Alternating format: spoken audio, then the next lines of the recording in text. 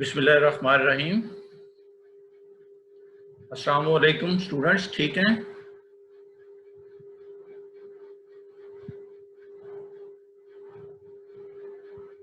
That's good. आइए हम आते हैं अपने टॉपिक की तरफ।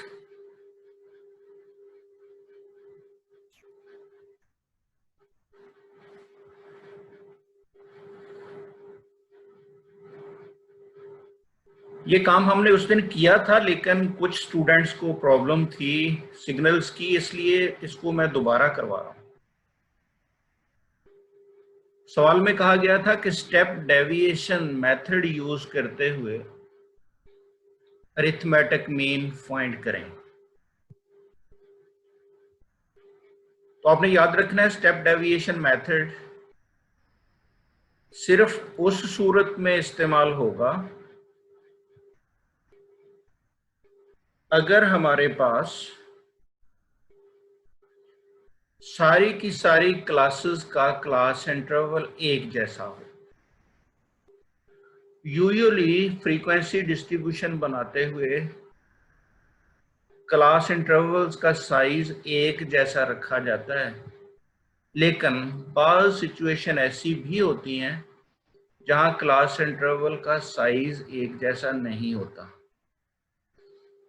बल्कि बाज़ जगह पे ओपन एंडेड क्लासेस भी होती हैं। जैसे लास्ट पे एक ओपन एंडेड क्लास बना दी जाए या शुरू में एक ओपन एंडेड क्लास बना दी जाए, यानी उस ग्रुप की कोई अगर लास्ट होगा तो उसकी अपर लिमिट नहीं लिखी जाएगी और अगर फर्स्ट होगा तो उसकी लोअर लिमिट नहीं लिखी जाएगी।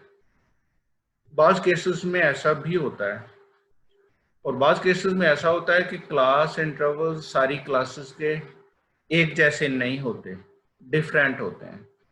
तो ऐसी सूरतों में स्टेप डेविएशन मेथड या कोडिंग मेथड अप्लाई नहीं होगा। कोडिंग मेथड या स्टेप डेविएशन मेथड अप्लाई करने के लिए ये कंडीशन है कि सारी की सारी क्लासेस का या ग्रुप्स का क्लास इंटरवल एग्जैक्टली एक जैसा हो। मैंने शुरू में लिख दिया, step deviation method can be applied only when the class interval of all the groups in a given distribution is the same. अगर ऐसा ना हो तो फिर वहां पे स्टेप डेविएशन मेथड यूज नहीं करना, वहां कोडिंग मेथड यूज नहीं करना। फार्मूला में जाएंगे तो मैं आपको रीजन बताऊंगा कि क्यों यूज नहीं हो ही नहीं सकता। मैंने लिख दिया h is constant for all the groups।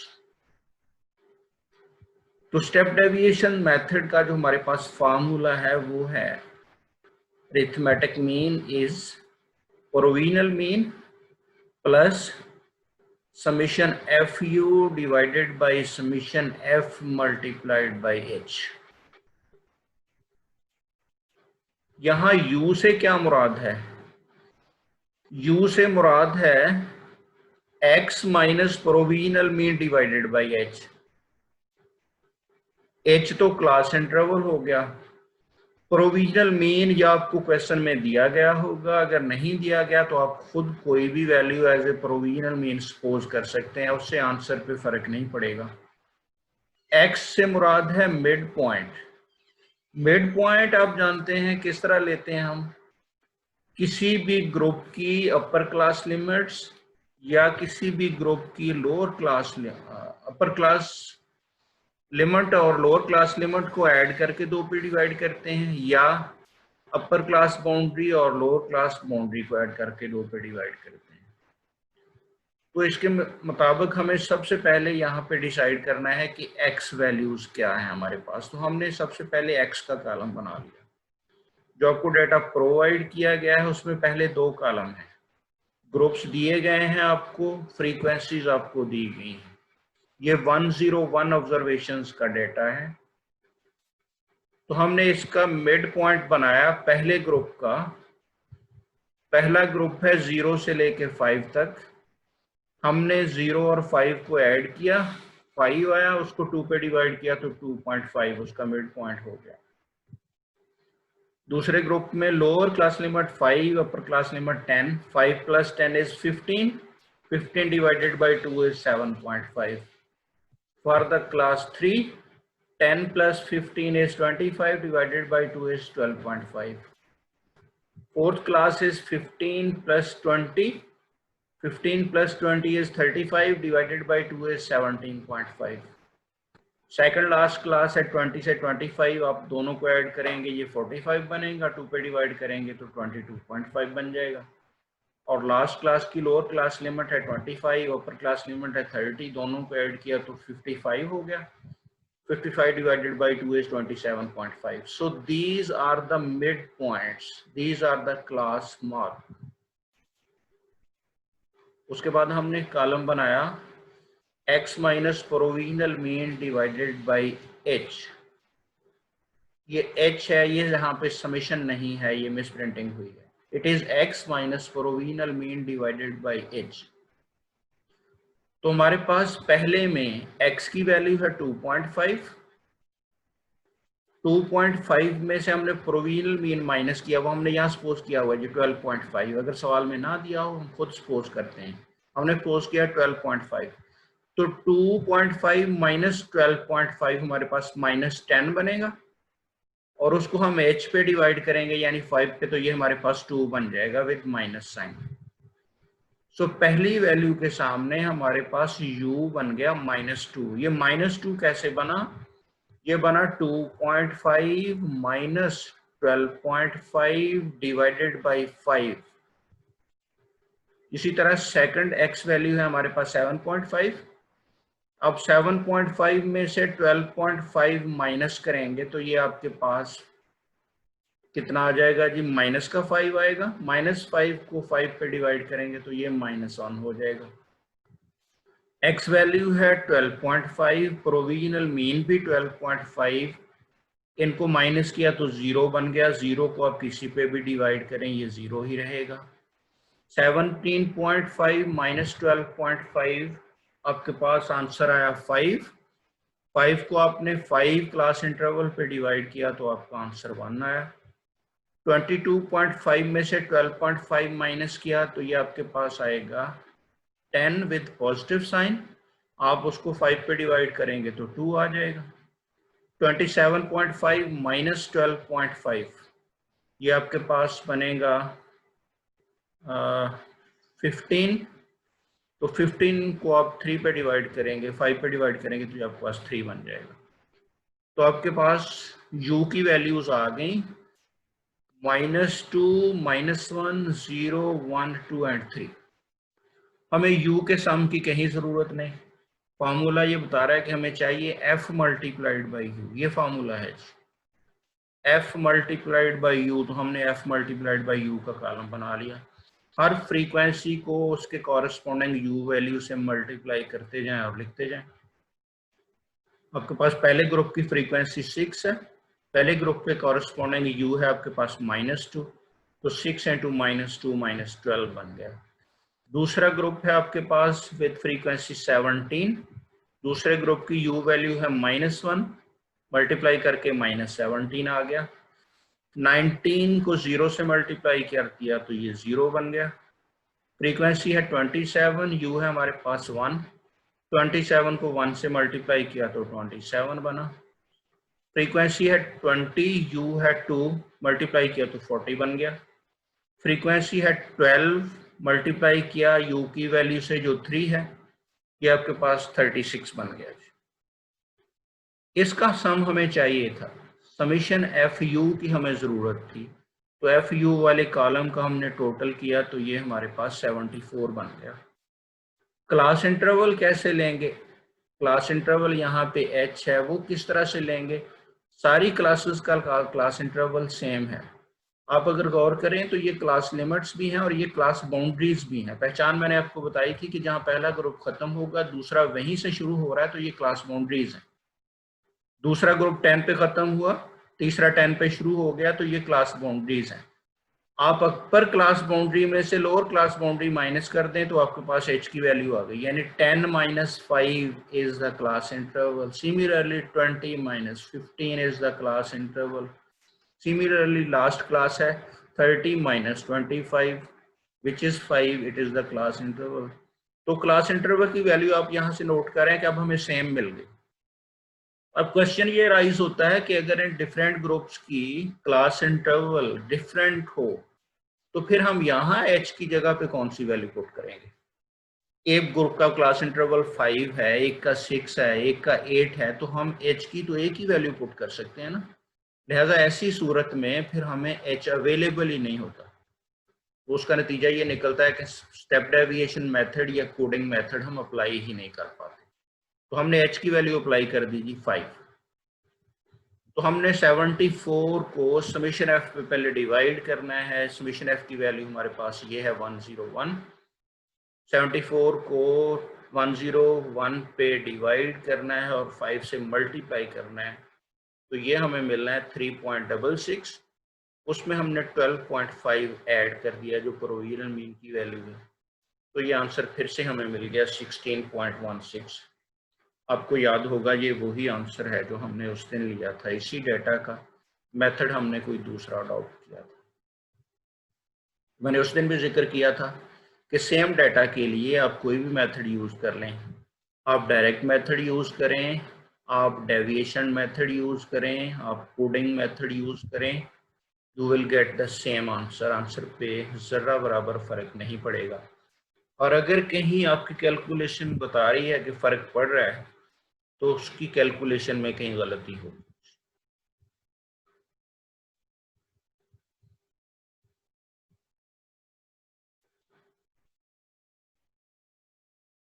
अच्छा, एक सवाल मैंने आपके लिए ये स्पेशल इसलिए लिया है कि आपको मैं बता सकूं कि डिफरेंट क्लासेस हमारे पास जब होती हैं तो उसकी क्लास बाउंड्रीज हम किस अंदाज से बनाते हैं।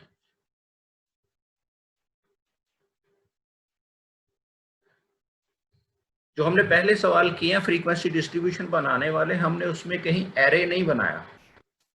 आपको याद होगा मैंने एरे डेटा आपको बताया था। तो एरे डेटा क्या था, मैंने कहा था एरे डेटा हम ऐसे डेटा को कहेंगे जिसको असेंडिंग ऑर्डर में या डिसेंडिंग ऑर्डर में अरेंज किया गया। तो इस सवाल में आपसे कहा गया है कि पहले आप एरे डेटा बनाएं। Arrange the data given below in an array and construct the frequency distribution using class interval of 5. Indicate the class limits and class boundaries clearly.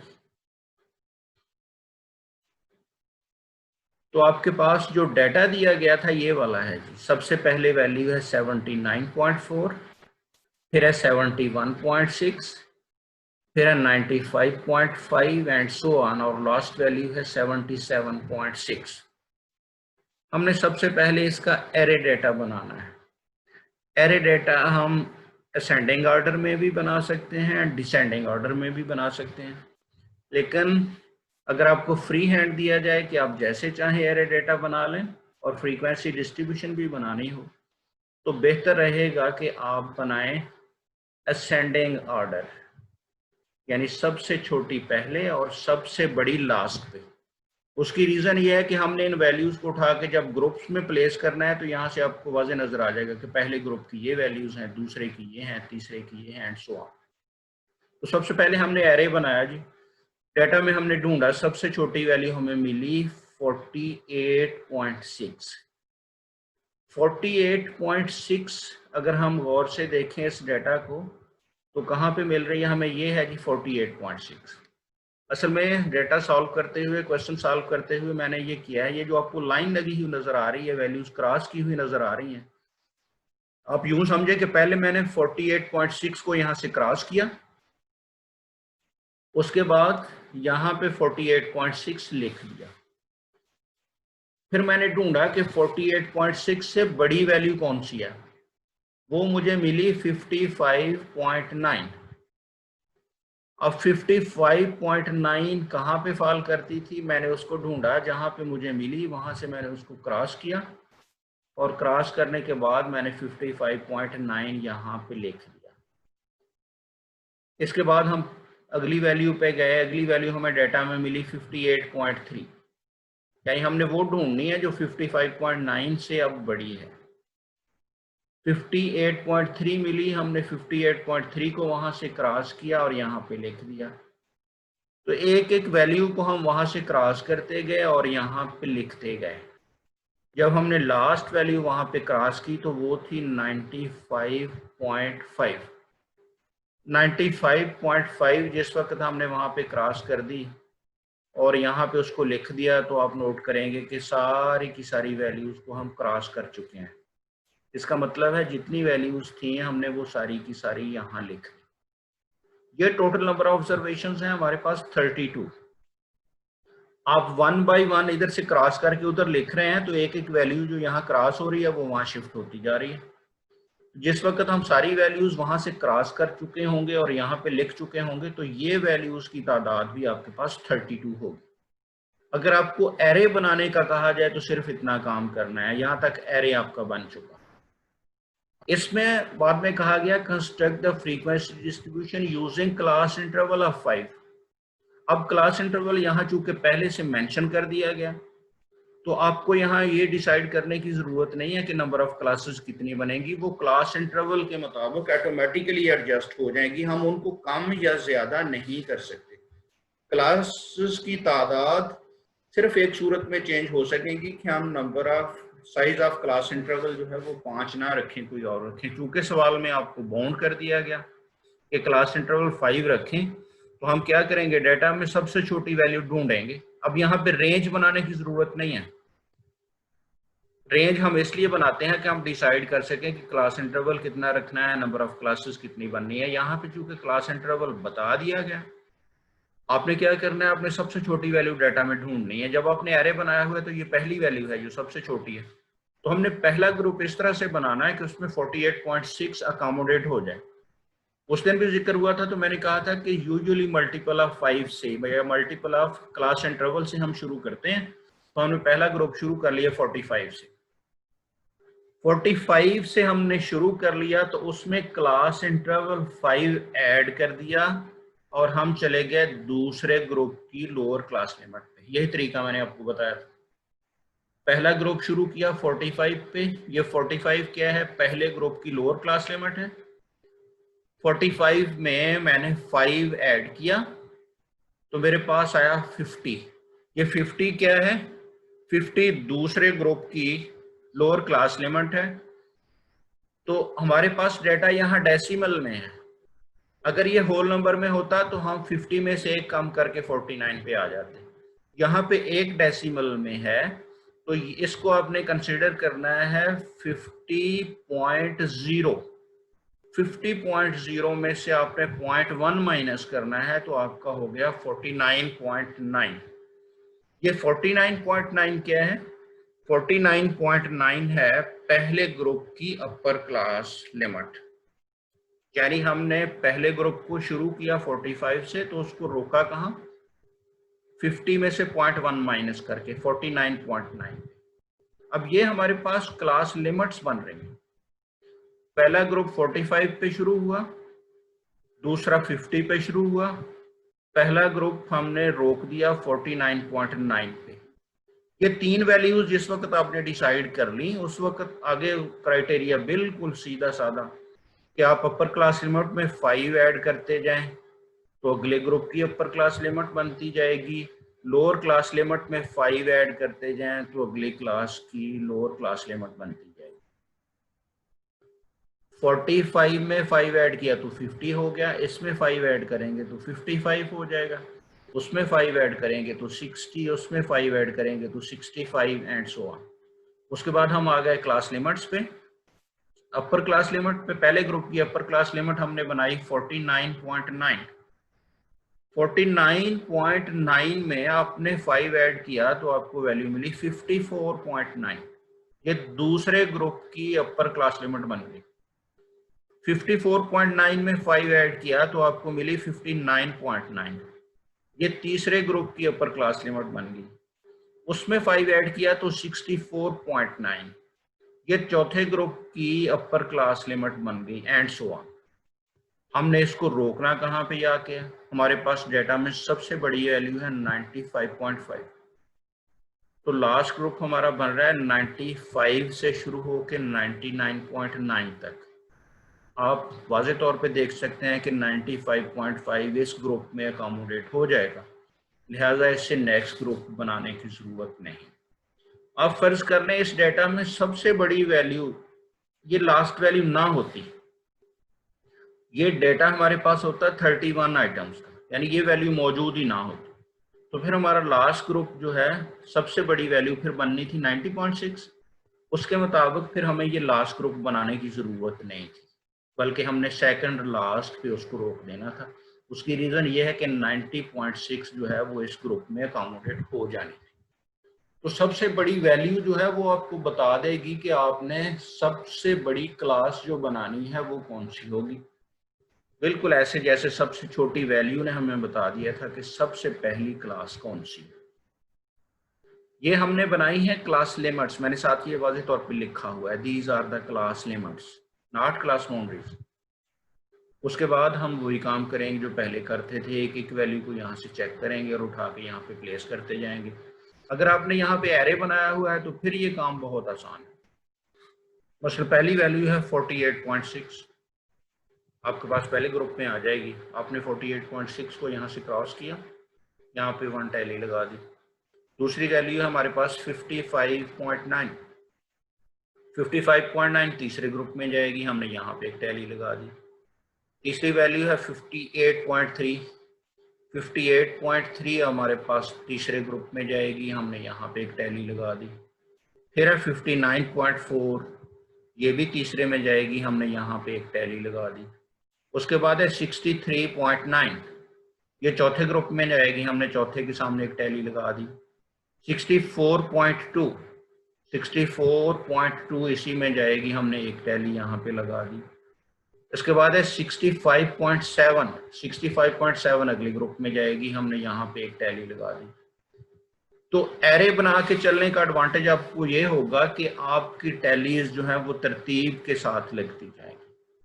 आपको याद होगा जब हमने एरे नहीं बनाया था तो हमें एक वैल्यू वहां से क्रॉस करके फिर हमें ढूंढना पड़ता था कि इसके कॉरस्पॉन्डिंग ग्रुप कौन सा बनता है, हम उस ग्रुप में जाके टैली लगाते थे। यहाँ पे आप एक ग्रुप में टैलीज लगा रहे होंगे, जब उसकी वैल्यूज कंप्लीट हो जाएंगी तो अगले ग्रुप में चले जाएंगे। बाकी प्रोसीजर उसी तरह से, जब आपके पास 4 टैलीज आ गई, 5वीं टैली इस तरह से लगानी है कि उसको क्रॉस की शक्ल में शो कर देना है। उसका पर्पज सिर्फ ये कि उसकी काउंटिंग आसान हो जाए। ये वाली टैलीज आपके पास लग गई सारी की सारी, तो फिर आपने इनको काउंट करके यहाँ पे लिख देना है। इसको हम फ्रीक्वेंसी कहते हैं। ये एक टैली है तो इसकी फ्रीक्वेंसी 1 हो गई। इस ग्रुप में कोई वैल्यू अक्कर ही नहीं कर रही, इसकी फ्रीक्वेंसी 0 हो गई। इस ग्रुप में 3 वैल्यूज हैं, इसकी फ्रीक्वेंसी 3 हो गई। इस ग्रुप में 2 टैलीज हैं, इसकी फ्रीक्वेंसी 2 हुई, एंड सो ऑन। ये टैलीज को उठा के जब हम फ्रीक्वेंसी की शक्ल दे चुके होंगे, तो चूंकि हम सारी वैल्यूज को उठा के यहाँ पे प्लेस कर चुके हैं, लिहाजा फ्रीक्वेंसी वाले कॉलम का टोटल उतना ही होगा जितनी नंबर ऑफ ऑब्जर्वेशंस को हमने अकोमोडेट किया है, या दूसरे लफ्जों में जितना डेटा का साइज है, which was 32। So this total must be 32 है। अब आपसे कहा गया जी क्लास बाउंड्रीज भी बना दें। ये क्लास लिमिट्स हैं जो हमने क्लियरली शो कर दी हैं। क्लास बाउंड्रीज कैसे बनानी है जी?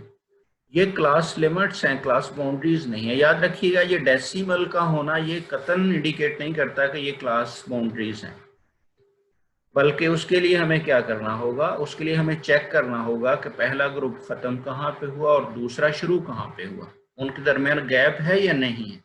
अगर गैप है तो फिर वो क्लास लिमिट्स हैं, अगर गैप नहीं है तो फिर वो क्लास बाउंड्रीज।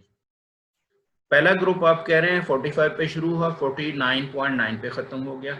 दूसरा शुरू हुआ 50 पे, तो there is gap between 50 and 49.9। Similarly दूसरा खत्म हुआ 54.9 पे और तीसरा शुरू हो गया 55 पे, तो there is gap between 54.9 and 55। लिहाजा ये क्या है, ये क्लास लिमिट्स हैं। हमने क्या करना है, हमने क्लास बाउंड्रीज बनानी है। उसका तरीका क्या है, उसका तरीका यह है कि ये जो गैप है उसका साइज नोट करें और उसको ब्रेच कर दें। यहाँ पे गैप का साइज कितना है, 55 में से 54.9 माइनस कर दें तो 0.1 आएगा, या 50 में से 49.9 माइनस कर दें तो भी 0.1 आएगा, या 70 में से 69.9 माइनस कर दें तो भी 0.1 आएगा। यानी एक ग्रुप की अपर क्लास लिमिट को माइनस करना है नेक्स्ट ग्रुप की लोअर क्लास लिमिट, यही गैप उसमें बनता है। तो 0.1 का गैप हमने ब्रेज करना है, तो 0.1 को 2 पे डिवाइड कर दिया हमने, 0.1 को 2 पे डिवाइड किया तो बनेगा 0.05। 0.05 हमने 45 में से माइनस करना है और 49.9 में ऐड करना है। दूसरे लफ्जों में हर लोअर क्लास लिमिट में से 0.05 माइनस करना है और अपर में 0.05 ऐड करना है। अब 45 में से 0.05 माइनस करेंगे तो आपको वैल्यू मिल जाएगी 44.95। ये होगी पहले ग्रुप की लोअर क्लास बाउंड्री। पहले ग्रुप की लोअर क्लास लिमिट क्या थी 45 और लोअर क्लास बाउंड्री क्या बन गई 44.95। पहले ग्रुप की अपर क्लास लिमिट क्या थी 49.9, उसमें 0.05 ऐड करना है। 49.9 में 0.05 ऐड करेंगे तो आपको मिल जाएगी 49.95। 49.95 क्या है पहले ग्रुप की अपर क्लास बाउंड्री और 49.9 क्या है पहले ग्रुप की अपर क्लास लिमिट। दूसरे ग्रुप पे आ जाएं, 50 में से 0.05 माइनस करें, आपको वैल्यू मिली 49.95 और 54.9 में 0.05 ऐड करें तो मिल गया 54.95। तीसरा ग्रुप है 55 से शुरू होता है, 55 में से 0.05 माइनस करें तो आप आ गए 54.95 पे और 59.9 जो अपर क्लास लिमिट है तीसरे ग्रुप की उसमें 0.05 ऐड किया तो 59.95 एंड सो ऑन। अब यहाँ आप नोट करें कि ये गैप खत्म हो चुका है। पहला ग्रुप खत्म हुआ 49.95 पे तो दूसरा वहीं से शुरू हो गया, दूसरा ग्रुप खत्म हुआ 54.95 से तो तीसरा वहीं पे शुरू हो गया एंड सो ऑन।